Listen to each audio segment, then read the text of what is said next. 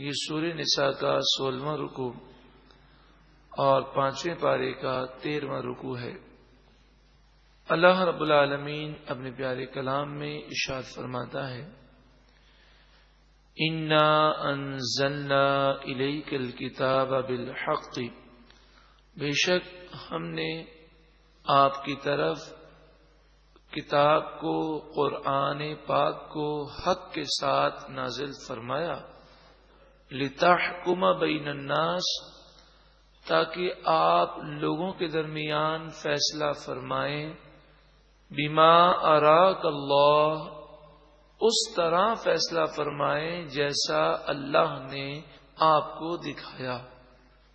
نبی اکرم صلی اللہ علیہ وآلہ وسلم لوگوں میں جب فیصلہ فرماتے، آپ کے فیصلے یقیناً درست ہوتے۔ ان فیصلوں پر جو لوگ اعتراضات کرتے، ان کے جوابات قرآن مجید فرقان حمید نے عطا فرمائے، اور یہاں تو یہ فرما دیا گیا کہ بما اراک اللہ، جیسا اللہ نے آپ کو دکھایا ویسا آپ فیصلہ کریں۔ نبی اکرم صلی اللہ علیہ وآلہ وسلم کے فیصلے یقینی طور پر درست ہوتے۔ عقید جہاں صلی اللہ علیہ وآلہ وسلم کی امت کو یہ پیغام دیا جا رہا ہے کہ رہتی دنیا تک جو قرآن پاک پڑھنے والا ہے وہ اس بات کو خیال میں رکھے، وَلَا تَكُن لِّلْخَائِنِينَ خَصِيمًا، اے لوگوں تم خیانت کرنے والوں کی طرف سے جھگڑالو مت بنو، یعنی جو خائن لوگ ہیں، جو دھوکے باز لوگ ہیں، ان کی طرفداری مت کرو، ان کی طرف سے جھگڑا مت کرو۔ وَاسْتَغْفِرِ اللَّهَ، اور اللہ سے معافی مانگو۔ إِنَّ اللَّهَ كَانَ غَفُورًا رَحِيمًا، بے شک اللہ تعالی بخشنے والا مہربان ہے۔ وَلَا تُجَادِلْ عَنِ الَّذِينَ يَخْتَانُونَ أَنفُسَهُمْ، اور تم جھگڑا نہ کرو ان لوگوں کی طرف سے جنہوں نے اپنی جان میں خیانت کی، جو خائن ہیں، دھوکے باز ہیں، ان کی طرفداری نہ کرو۔ ان اللہ لا يحب من کان خوانا اثیما، بے شک اللہ تعالی خیانت کرنے والوں اور گناہگار کو پسند نہیں فرماتا۔ نبی اکرم صلی اللہ علیہ وآلہ وسلم کی خدمت میں ایک مقدمہ آیا۔ مقدمہ یہ تھا کہ ایک شخص نے کسی کے اوپر چوری کا جھوٹا الزام لگایا، اور پھر اس سے متاثر ہو کر اس کی قوم اس کے ساتھ مل گئی، اور وہ بھی قسمیں کھانے لگے کہ فلاں چور ہے، یہ چور نہیں ہے۔ تو ان لوگوں کی مذمت کی گئی، اور یہ فرمایا جا رہا ہے کہ جو خیانت کرنے والے ہیں، جو چوری کرنے والے ہیں، جو دھوکے باز ہیں، تم ان کی طرفداری کیوں کرتے ہو؟ یستخفون من الناس، وہ لوگوں سے چھپ سکتے ہیں، ولا یستخفون من اللہ، لیکن اللہ سے نہیں چھپ سکتے۔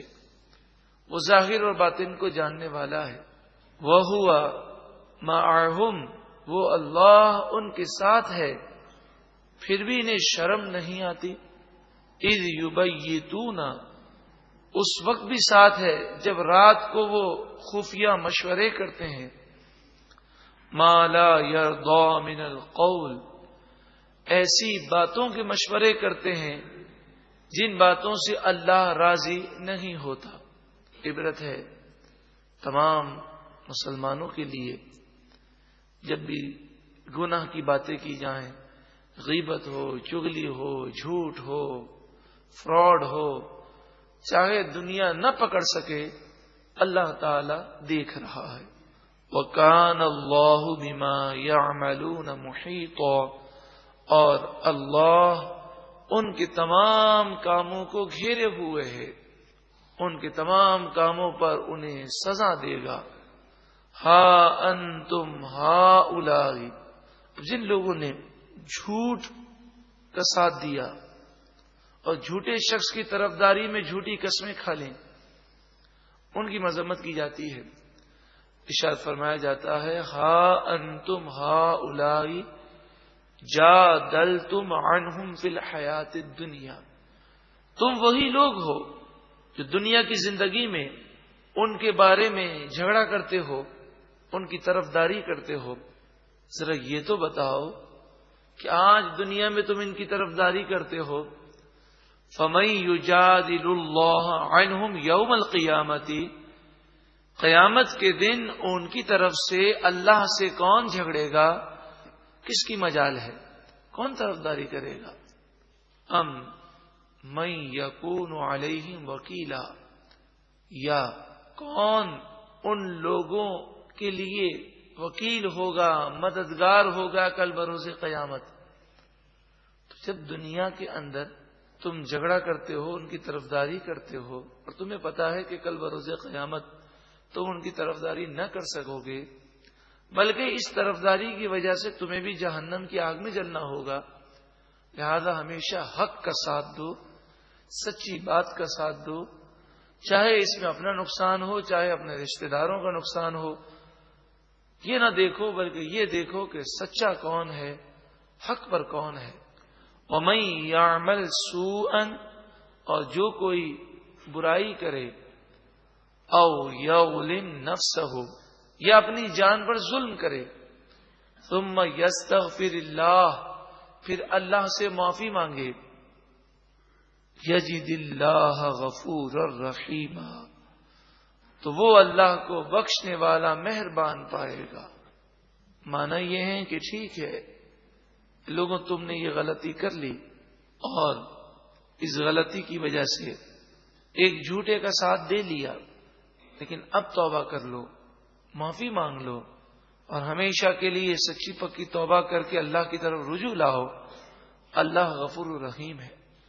وَمَن یکسب اثما، اور جو کوئی گناہ کمائے، برائی کرے، فَإِنَّمَا يَكْسِبُهُ عَلَى نَفْسِهِ، تو وہ برائی خود اپنے آپ کو نقصان دینے کے لیے کما رہا ہے، یعنی برائی کرنے والا خود اپنے آپ کو نقصان دے رہا ہے۔ وَكَانَ اللَّهُ عَلِيمًا حَكِيمًا، اور اللہ علم والا، حکمت والا ہے۔ وَمَن يَكْسِبْ خَطِيئَةً أَوْ إِثْمًا، اور جو کوئی خطا کرے یا گناہ کرے، ثُمَّ يَرْمِ بِهِ بَرِيئًا، پھر اس کا الزام بے گناہ پر ڈال دے، گناہ کر کے، خطا کر کے اس کا الزام بے گناہ شخص پر ڈال دے، فَقَدِ احْتَمَلَ بُهْتَانًا وَإِثْمًا مُبِينًا، پس بے شک اس نے بہتان اٹھایا اور بڑا گناہ اٹھایا، اپنے آپ کو تباہ کرنے والے اسباب اس نے خود مہیا کیے۔ محترم پیارے بھائیوں، اس رکوع میں ہمیں جو نصیحتیں کی گئیں ان میں سے ایک نصیحت یہ بھی ہے کہ ہم کسی ظالم، دھوکہ دینے والا، چور، خائن کی طرفداری نہ کریں، ظالم کی کبھی طرفداری نہ کریں، حق کی طرفداری کریں، حق کا ساتھ دیں، سچ کا ساتھ دیں۔ اور دوسری بات یہ معلوم ہوئی کہ وہ لوگ بڑے ظالم لوگ ہیں کہ جو غلطی کر کے اس غلطی، اس گناہ کا الزام دوسرے پر ڈالتے ہیں، یعنی بہتان باندھتے ہیں، یہ بھی بہت بڑا ظلم ہے۔ اور تیسری چیز اس رکوع میں یہ بیان ہوئی کہ کتنا بھی گناہگار شخص ہو، اگر توبہ کر لے، اللہ کی بارگاہ میں رجوع لائے، تو اللہ تعالی غفور الرحیم ہے، اس کے گناہوں کو بخش دے گا اور اسے معاف فرما دے گا۔ نبی کریم صلی اللہ علیہ وآلہ وسلم کی خدمت میں ایک شخص حاضر ہوا اور اس نے عرض کی، یا رسول اللہ صلی اللہ علیہ وسلم، مجھ سے ایک بہت بڑا گناہ ہو گیا، آپ مجھے پاک کر دیجئے، یعنی وہ بے حیائی والا جو گناہ غلطی میں سرزد ہو گیا، اب افسوس ہوا، اب توبہ کر رہے ہیں۔ تو آپ نے انہیں کہا کہ آپ تو شادی شدہ ہیں، لہذا گڑھے میں کھڑا کر کے انہیں پتھر مار مار کر ہلاک کر دیا گیا۔